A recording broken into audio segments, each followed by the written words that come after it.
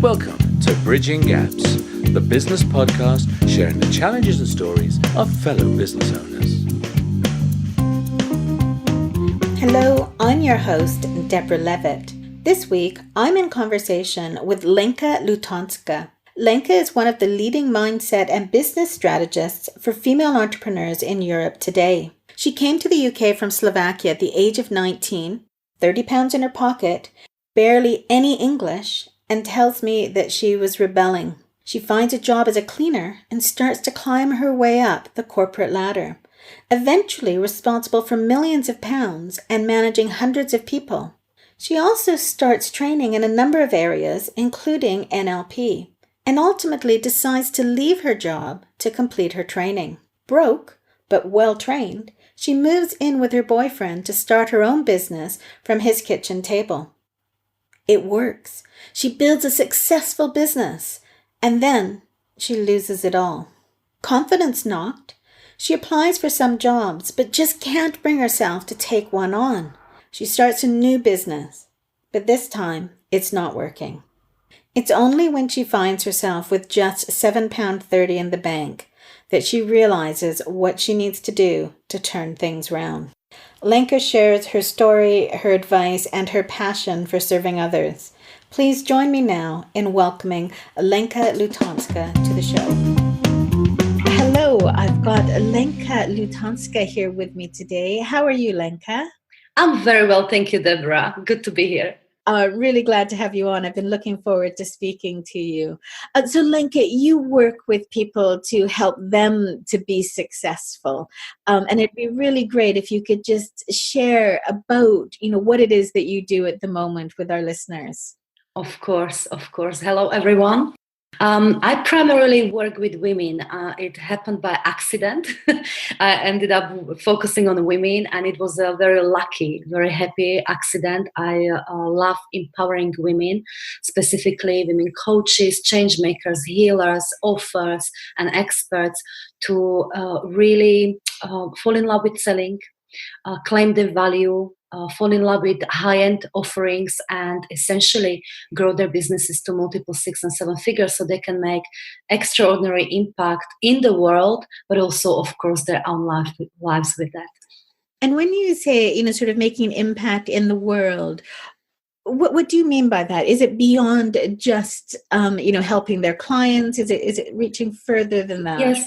Well, you see, I think I'm assuming lots of us have got that deep sense that I want to be of help. Like I remember, for instance, I originally come from Slovakia, and I felt it from my early teens that I want to be of help to people in some way. I want to work with people. And I make crazy things for it to make it happen. But essentially, there are very, very many women who, some of us are still in corporate careers. I had a corporate career before, and you just feel unused. You just feel there's something in you that you've got to offer to the world. Maybe you don't know in what capacity, maybe you don't know how, but you essentially want to make a difference, whether it's helping people in some capacity, whether it's empowering masses. So that's what I'm talking about. It's that calling to be of purpose. Does it resonate? I don't know. I just think many of us are built like that. No, and it does resonate. It's something which, as you say, where you want to get out beyond that corporate career, which for many of us can be quite a narrow path that you tread down. And even if within that company, they're doing things that are maybe more voluntary, that sort of thing, it's still fairly narrow and restricted as to how you help people. So that's right. And I'm trying to cut there's a thin line, to be of purpose, to have the heart and soulful, but at the same time, to be generously paid by it. Because we deserve it and we need it, because otherwise if we are in a sort of, that we're giving, but we don't feel rewarded, or we don't simply, our cup is not full because we can't afford it, then it's not sustainable. It's not sustainable just to give. So my purpose, I believe, and that's been my journey, is how to combine the two, that the desire to be of a purpose and being generously paid by it. As you say, because there is I know there are people who are out there and who are doing lots of good in the world who aren't generously paid, but there is an element of you do need to look after yourself. You do need to Yes. make sure that you're well in whichever way it is, whether it's money and health, whether your focus is just on your health. But if you sacrifice yourself to help other people, then I don't think you actually achieve what you maybe set out to achieve. Absolutely. It doesn't allow us to be and live and serve at our highest level. So if we go back, Lenka, to, you said you came over from Slovakia, and I think you were 19 when you first came over. That's right. Did you come over with a plan, or was it, nope, I'm just going to head over and see where the world takes me? No plan. My only plan was to come and change the world. I was due to study university in Slovakia, but I was set on a path to study or continue studying banking and finance. And I simply wasn't into it. I just knew deep down that I want to work with people. And basically, I rebelled. I ran away. I also had a few issues of my own, self-confidence issues. So I thought, well, London sounds exciting. This is the cosmopolitan city where dreams come true. Of course, I learned very quickly that it's not going to happen just like that. No, it takes a bit. Takes a bit. But that's how I got here a long time ago. And when you came over, did you go sort of fairly quickly into a corporate career, or did you sort of wander your way to getting to that point? Yeah, well, when I say corporate career, it's McDonald's, okay? So corporate. it's a massive corporate, but you wouldn't, box it in that way. No, essentially when I came here, I was young. I had basic English, 30 pounds in my pocket, and big desire to change the world. So I had to find a job, right? And I think blessed people in McDonald's, they felt sorry for me, so they hired me as a cleaner. But I was also extremely, extremely determined. So I very, very quickly climbed the ladder and became an award-winning business manager and was managing millions of pounds of turnover, hundreds of people, and I genuinely loved it as a stop to help me to do what I came to do. So I studied psychotherapy and counseling and hypnotherapy, and eventually NLP, neuro-linguistic programming, that got me to the place I'm ready. So 6 years into it, I was well respected in the company, but I left it all. I sold my house, I sold my car, I sold basically everything to finish my studies and to start my business. Again, perhaps very, very naive, ended up with, having a fantastic certification so I could teach people on NLP, I could certify coaches, I could be a life coach, but couldn't even afford the rent. So I ended up moving to my then boyfriend's apartment and started a business from his kitchen table. Kitchen tables seem to be a great place to start businesses. Absolutely. It's the only place you can start a business from. And what was that business initially? Was that teaching NLP to other people? That was the biggest part, yes. I ran a hell of a lot of NLP courses. Purely through hard work. I didn't know anything about business. I became accidental entrepreneur, really. But purely through hard work, it grew very successful. So the biggest part was training on a feet to various audiences. And people were flying from all over the world to get certified. So that was fantastic, as well as coaching people privately. As it goes sometimes, as my company grew, I basically made the mistake. I had some unresolved fears around money, and I wanted to grow my business further. And I hired a mentor, and from essentially what looked very promising became absolute nightmare. And in a space of several months, I lost my entire business in its entirety. The customer database, social media presence, website, anything to do with business was gone. So we had to downsize. It was pretty ugly. You know, I lost my set. It was pretty ugly, which was a huge knock on my confidence. It must have been heartbreaking as well. Like all Yeah, of it work. very, because I spent a good few years on building my business, and you cannot help but to start identifying with that. You know, as I started my family as well. You know, so it was working very well. But you know, the business is like another baby, isn't it?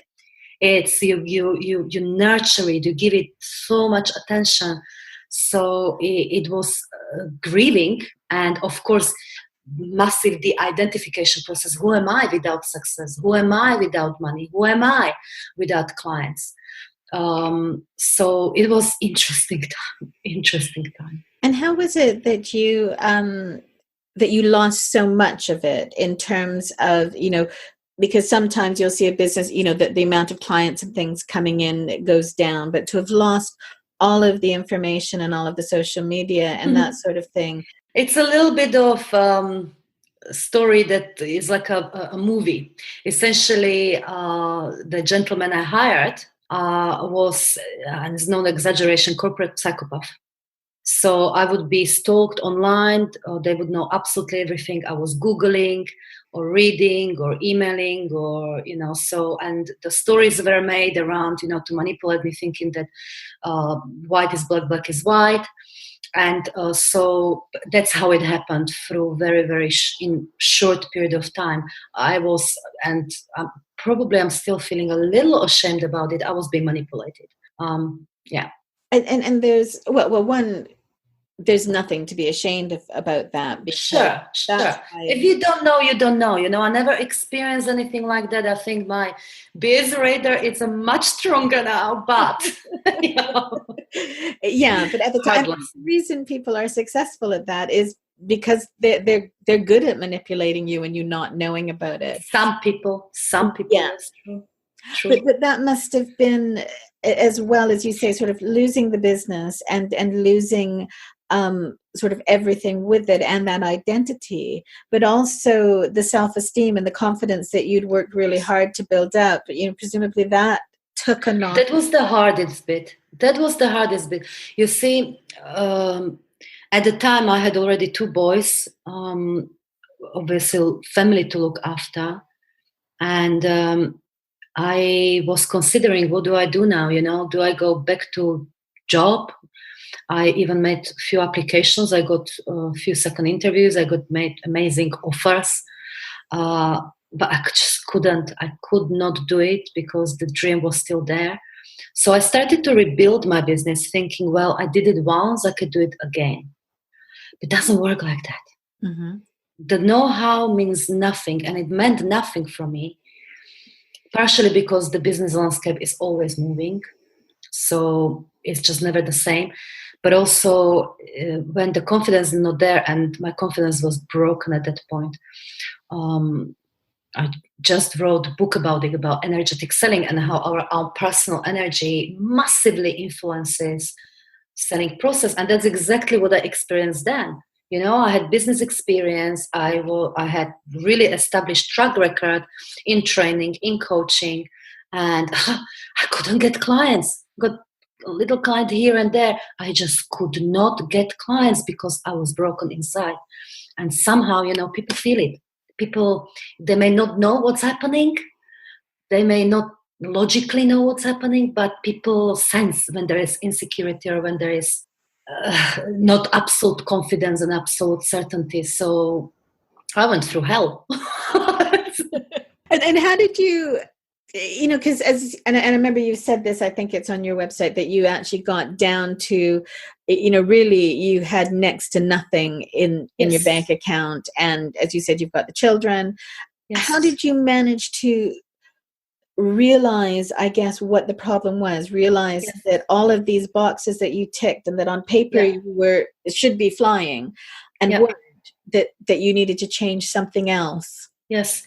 You see, when I was starting to rebuild my business, I went around about it in the old way and hard work. And I would do everything, lots of us entrepreneurs would do. Go to every possible networking event, take every possible speaking gig you can find, do a little bit of social media, I felt like I did everything. But of course, nothing was working. Or I I just got enough clients to just somehow pay the bills, but that's not the business you want to run, right? And feeling a worry, or constant worry. And then, of course, that defining moment happened when I would drop my kids at school, and I went to a cash point to get some cash to buy a family dinner, and I had £7.30 left. The sheer embarrassment, that I'm doing this for years, and this is where I'm allowed myself to end up, was enough to spring me right. Something need to change. And I realized there and then what it was. And simply put, I wasn't selling. I was building relationships. I fluffed here and there, but I never directly gave opportunity to people. Look, this is the problem I can help you to solve. Would you be interested? And that's incredibly important, to make the direct invitation every day. So what I did that day, I went home, I made a cup of coffee, I took a box of business cards I accumulated over those couple of years, and I got on the phone, and believe me, it was not comfortable for me. I hated it. And I called every single person who I remembered, who just made a comment about my work or expressed interest in my work in some way. And I called and simply asked this question in some way. I can help you solve this problem. Would you be interested? And by the end of the day, I made £1,800. Nothing for Porsche or anything like that, but I knew this is it, and things are changing. So essentially, I committed to selling, and realized that, I was making excuses for myself. I thought that I've got more integrity, that if somebody wants to work with me, they surely will come and approach me. It doesn't work like that. And it is really hard. And I know, both from these interviews and from my experience, myself and other people that I speak to, that selling is pretty much the biggest obstacle. And Yes. the most important thing that you can do. And I know that I've been guilty of thinking, actually, I don't want to actually write or contact that person, because if I put my offer out there, they might say no. And then logically, there's a piece of your brain that's going, yeah, but if you don't put it out there, they can't say yes. Exactly. but there's still that freeze, as you say, for whatever reason, where you don't want to be selling, but you have to make it available. So now it's my mission to help women to really fall in love with selling and stand in their value and freaking sell, because it's not only that's the only mechanism by which we can allow our businesses thrive, but honestly, this is how we make the biggest difference in the world. Because by whatever we're offering for free, we can create some form of pattern interrupt in clients' lives. Mm-hmm. But we cannot establish a new pattern. That happens through a real coaching, healing, whatever is that service or proper service. That's when it happens. That's when we're helping clients create a real change. So, yes.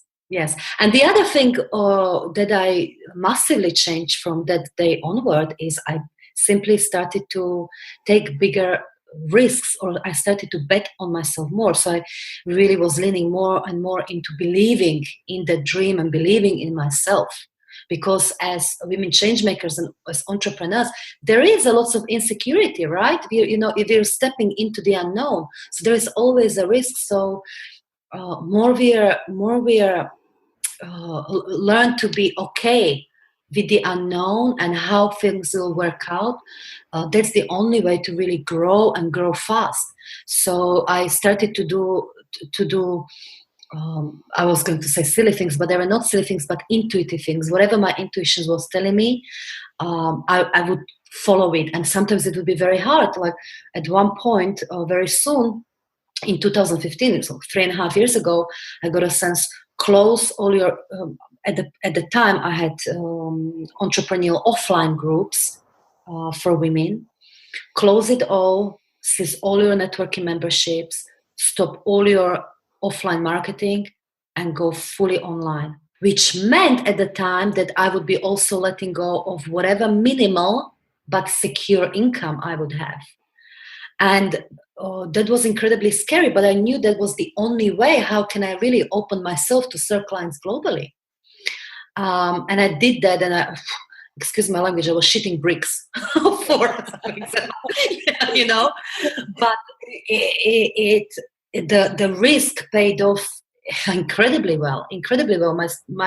My business started to grow really quite drastically, you know, and 3 years down the line, I'm serving gorgeous design clients from over 30 countries around the world. I have changed my life, and assisted helping hundreds and hundreds of women to change their lives. So that is what I learned was the sort of two biggest things for me personally, is to sell and take bet on yourself, believe in yourself. And how do you, because the interview that I've just released with Mindy Gibbons Klein, one of the things that she said that she realized was that she had to say no to other business if she was going to target this specific area of books and coaching people through books.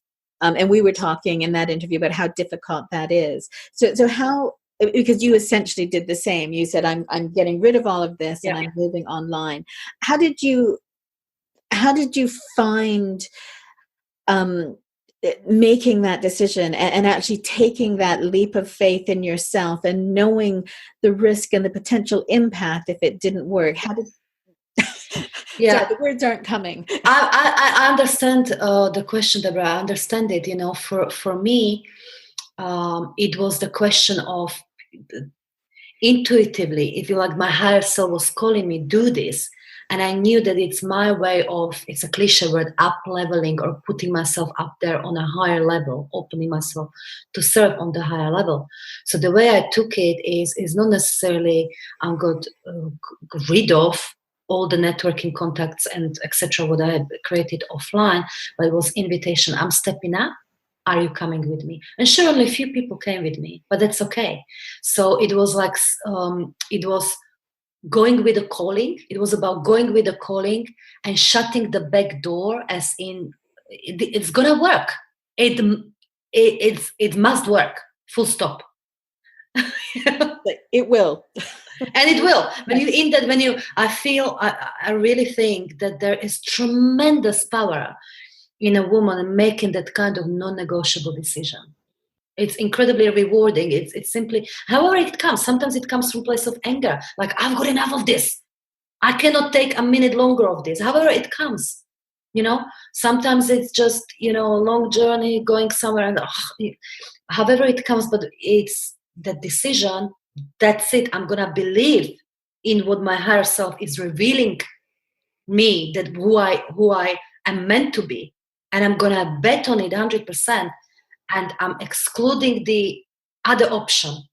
I'm gonna be blind to it. No matter what, it's gonna work. And did you find, were people around you questioning it?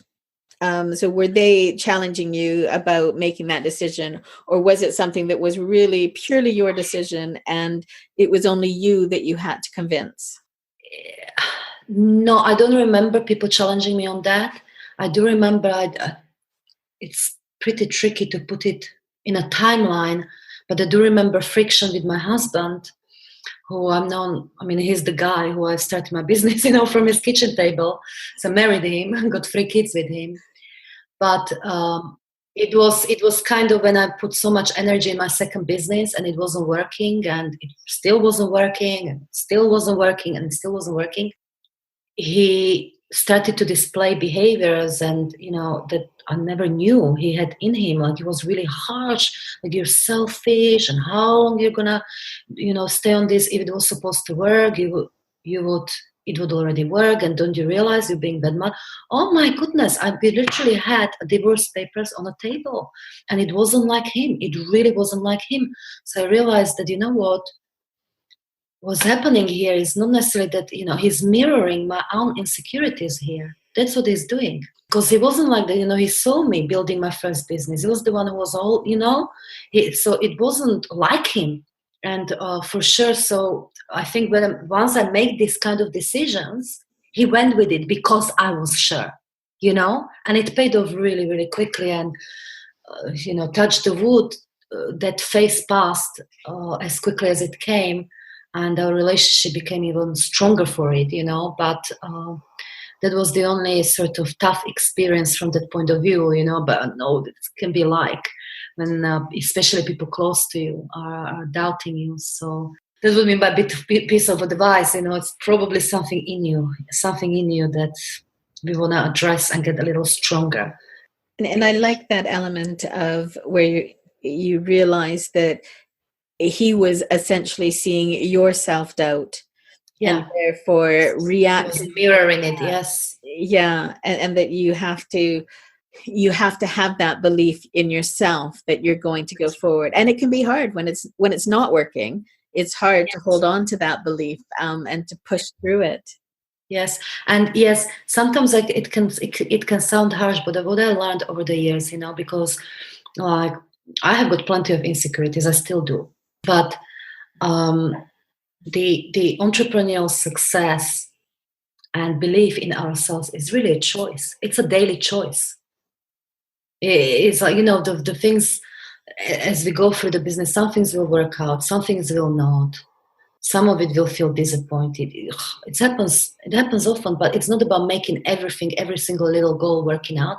There's the overall vision as I'm gonna make this work no matter what, because it's my deepest calling. And I'm not gonna stop until I live and start on the highest level. And when I get there, there's still higher level still, right? So it's a daily choice to exclude the other possibility, to simply refocus on our choice. Mm-hmm. Yeah. And do you consciously make that choice every day? Yeah, in some shape or form. You see, I got plenty of negative self-talk sometimes, sometimes a little bit, but I do my best to recognize the self-talk and appreciate that it's part of me talking, call it ego, the programmed mind or physical mind that brought me where I am today. So I'm grateful, but you kind of learn to negotiate with that ego. If you say, oh, it's too risky, or, sometimes the most bizarre things will occur to you, like this is it, that's the end of your business, honestly. So you gotta recognize what's happened. It's not speaking about truth. It's just expressing itself, bringing something to you because you're moving further into the unknown. You're growing. So it will come up. It will come up in some way. So it's like, all right, my darling, look, you're fine. I know you want to trick me, but we're going. And you're safe. So go back into the pocket or something, It's that type of thing, So not pushing away the self-talk, not ignoring it, but kind of negotiating with it, So you're acknowledging that it's there. Acknowledging. That's right. And releasing it slowly. Yeah. And when you went online and it was, as you've said, really successful, but if I'm correct, you have recently shut down at least one of your Facebook groups. Yes. Yeah. So you've kind of taken, I guess, at least part of that decision again to get rid of something. And how did that feel the second time? It's taking you now. So it's my principle. I much love this principle, which I've used a few times. One of them I told you, it's to let go of good to welcome great. So I had this freaking amazing group, and it was called Freaking Amazing. And it had over 7,000 members. It was incredible group. It was, I'd say, probably one of my main streams of income, if you say, because it attracted plenty of women changemakers and entrepreneurs from around the world. And it's this year, essentially, I had another nudge, big nudge, internal nudge, to turn one of my high-end programs Get Fully Booked Academy, which used to be those high-end programs, into more affordable membership, which is now Extraordinary Growth Academy, which is also comes with a community and group. So I thought, right, I'm not a kind of woman that can focus in 10 places at once, so I better create a space for it. And that's why I did that. I let go of the group to focus into the membership experience. So and it's been a few months now.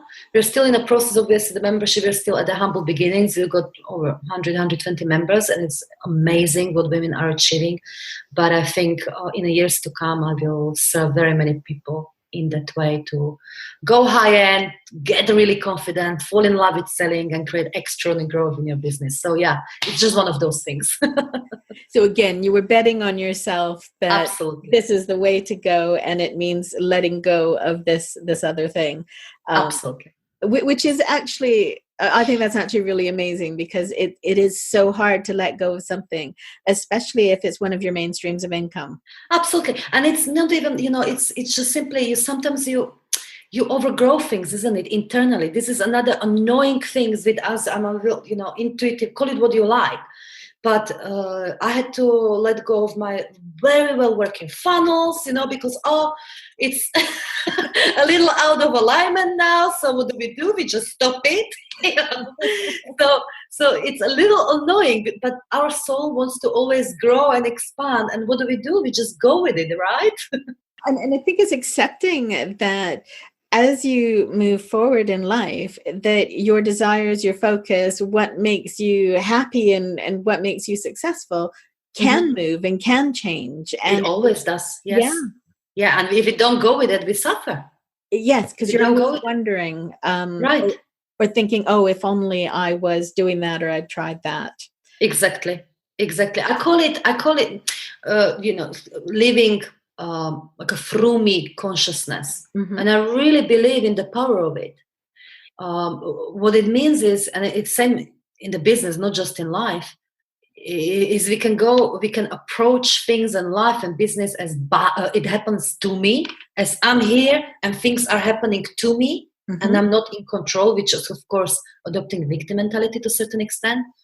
Most of us get through that stage, and we become by me entrepreneurs and by me women. What it means is this is it, I'm taking responsibility now. I've set my challenging goals and I'm going to make it happen, and I'm going to hustle for it and work really, really, really, really hard, and that's it. And it's very, very powerful, very powerful. And it has got its limits, because it can get very exhausting. It's not sustainable. That's how I built my first business and tried to build my second business. Right? Yes. It's just action based. I've got to make it happen. And then I believe truly that all of us come to the point when we truly pay attention to what is happening inside of us and start trusting ourselves, trusting tremendous power. We lean more and more into through me consciousness, which is essentially allowing, if you like, the higher self or the universe, call it what you like, the higher power flow through us and give us the inspiration and just flow with it. So it's like a river. Sometimes it takes us to unexpected places. Sometimes it's got turns. Sometimes it's got rapids. But it's still a flow. It's still a flow. And we end up and we go so much further and actually so much faster than we could ever go if we took everything on our shoulders. I've got to make it happen. So we become like a straws, conduits to the God, universe, call it what you like. But as you say, you're the old expression of going with the flow. You're letting it take you forward, and that's right. And riding out those rough times, as well as the exhilaration of them. That's why people choose to go and ride the rapids. Yes. It's huge power in those rapids. Huge power. And do you in your groups and your courses that you're now running, are you helping people to be able to let it flow through them, to help them to see how they can behave differently to what they maybe were doing? Yes, that's how I work. I wouldn't say unique, but how I help women to create extraordinary growth in their business is through combining a solid uh, business strategy and techniques that we know with the energy work, powerful energy work. So it's constant work on ourselves to let go of any unhelpful way of thinking around selling, around marketing, around ourselves and how we structure our reality, around money, and around the way we serve, how we apply our belief system on other people, and the way we assume the stuff about them and how we serve them. So we constantly work and improve. It's personal energy. It's that your energy is changing when you change your belief system and attitudes, how you approach things. So that's inevitably it will lead us to operate from the higher levels of consciousness. Well, and I think as you say, in terms of people's perceptions as well, I recently, probably around September time, decided that I would shift the focus of my business and that I wanted to focus on working with other people to launch podcasts, to support them in having a podcast. And the feedback and the response that I've had is actually quite dramatically different to what I was getting before. And people have said to me that they actually can now, I guess, feel the positivity and the excitement, and it's just giving off something completely different, which I didn't consciously decide to do. Yes. So it was just that it's obviously caught and shifted my energy completely. You followed your calling. Yes. You followed your calling. Yes, that's exactly a beautiful example of Rumi consciousness. Beautiful. And is your book, which I know you've said is finished and just in the editing and the final touches, is that around the Flow Me as well, or is... That's right. Yeah. Yes, it's called Energetic Selling Book, but it's unlike any. It's not a sales book really, because even though we do have few chapters on selling process, but it's about really tweaking how we apply this personal energy in those 5 areas so that we can move into through me and SME consciousness and just make selling, and specifically high-end selling, much easier, and create extraordinary growth. I mean, in a book, you'll learn. I've got plenty of clients who grow rapidly their businesses by 500%, 300% from month to month, and keep it that way. Squash their yearly income into monthly income. It's not going to happen with action alone. It's not going to happen with action alone. So it's really how to apply energy, personal energy, in selling and in other area of the business. And do you think that we hold ourselves back? Because one of the things, again, that I come across is, imposter syndrome, that doubt or questioning of, how could I charge that much money? Am I really worth it? Can I really justify it? So do you feel that women in particular, because that's who you're dealing with, that we are kind of pushing ourselves down rather Very than... much. Yeah. Very much. I myself experienced so many insecurities around that. And again, there's something changes, especially for women. I got so many clients who, for instance, come from sales backgrounds. And they would say in their own words, I used to be able to sell ice to Eskimos. That's how good I was at selling. But now that I'm essentially selling my gifts, it's completely different. Charging, how much do I charge, and then selling. It's because we're involved, isn't it? It's like they're selling us, right? And the one thing I like to do around that is, number one, become a really, really, really consciously aware of the dangers of not doing that, not charging what we're worth. Mm-hmm. Or so how it really impacts the client and how it impacts our business. So get clear on that. What are the benefits of doing that, as standing in our worth? And then it's a question of it's commonly known probably model higher self and our physical self. So it's about developing awareness, who the hell is speaking? Because as well as there will be a part of us that is like, oh, you can't charge that. Oh, nobody will buy that. Oh, there is a higher part of ourselves that knows this is the right thing. There are plenty of people who will love to buy this from you because other people are really only a reflection of your own consciousness. They're you. So it's about developing awareness and developing new ways of seeing things so we're not controlled by what our lower self is thinking. It's very difficult to do. So having somebody like you to take you through that and to help you to recognize and act on the higher because we're in it, isn't it? That's why we want coaches. That's why we want support network. We want other people to see, hello, who's talking here? Yeah, you know, when you give somebody, you know, somebody comes to you with a problem and you go, oh, well, you need to do this. Why is that? Yeah. And they're going, oh, you're so good. And you're thinking, yeah, that's because it's you, not me. That's right. That's right. We're in ourselves. So yeah, it's trickier to see. Yes. But also awareness can be developed for sure. Sure. You know, one of the little exercises I teach my clients, and it's a very powerful, it's super simple, but really powerful exercises. Whenever we feel the any form of negative emotion, be it fear, be it doubt, be it anger, you know. So the negative emotion is a physical signal that we're currently focusing on something that is not in alignment with who we really are, that we're focusing on some form of ego thought, lower self thought. Okay. So when we feel that it's a really useful just to do this quick exercise to start asking ourselves, okay, so here I feel this, it's a physical signal, I'm essentially focusing on lie. What is that? What is that I'm focusing on? Write it down so I can actually see it. And then you start being more objective. Okay, why this may not be true?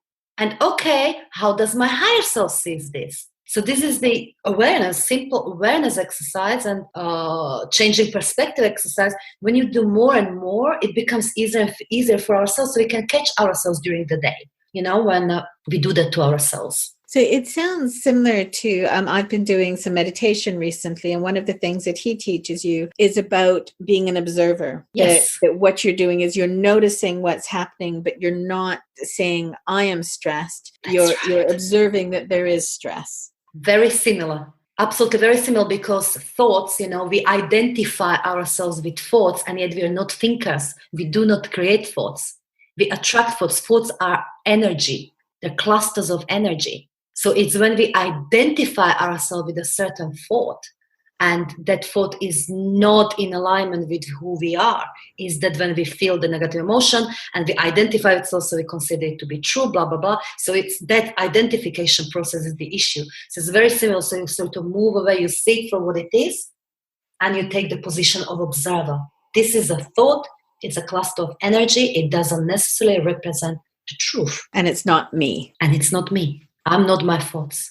That's really important, and really it can be very difficult to do, especially if you have years of experience of thinking you are your thoughts. That's right. So those techniques as well of writing it down and starting to recognize it sounds really powerful. So Lenka, if we step away from business for a moment, got 3 boys, you've got a husband, got a career. How do you keep everything going? How do you manage to make sure that you're spending, you know, time with the family, that you're looking after yourself, that your businesses are going? You know, do you manage to juggle it all effectively, or is it an area that you're still going, yeah, I need to work on that?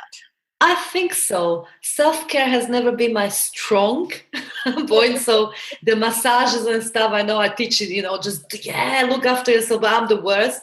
So I just schedule them nowadays. So, you know, do the minimalistic thing, you know. But with the family, I would say I'm really, really blessed. But of course, I realized that I'm also part of co-creating that. So with the agreement of my husband, we essentially retired him. And he's a main carer, so he's now with the little one. At home, you know, I work primarily from my home, so I don't have far to give them a hug and play with them in a breaks.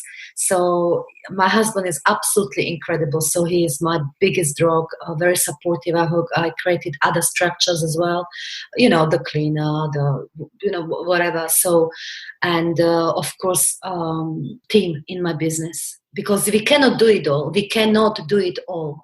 We can have it all, but we cannot do it all. So that's really important to continually getting the right support and optimize support. As your business grows, it's like, this week, I'm unfortunately laying off one fabulous woman from my team, bringing somebody else in, reducing somebody else's hours.